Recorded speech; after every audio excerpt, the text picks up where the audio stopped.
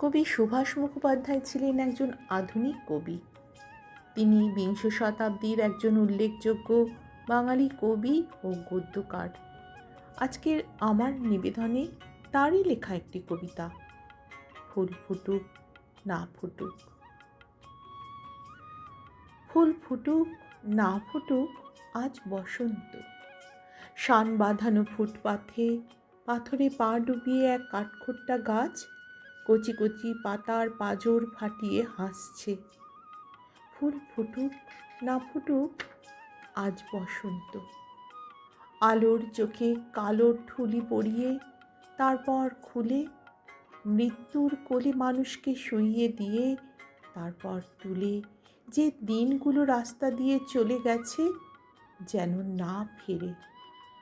গায়ে হলুদ দেওয়া বিকেলে একটা দুটো পয়সা পেলে যে হড়বোলা ছেলেটা কোকিল ডাকতে যেত, তাকে ডেকে নিয়ে গেছে দিনগুলো।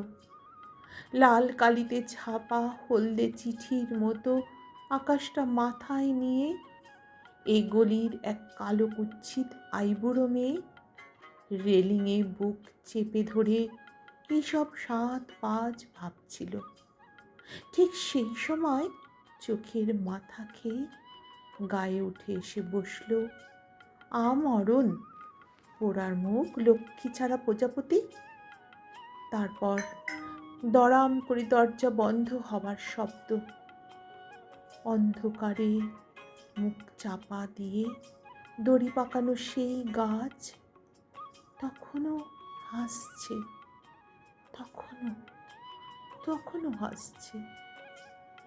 আজকে আমার নিবেদন যদি তোমাদের ভালো লাগে বন্ধুরা, একটি অমূল্য ভালোবাসা রেখে যেও আমার এই নিবেদনটির পাশে।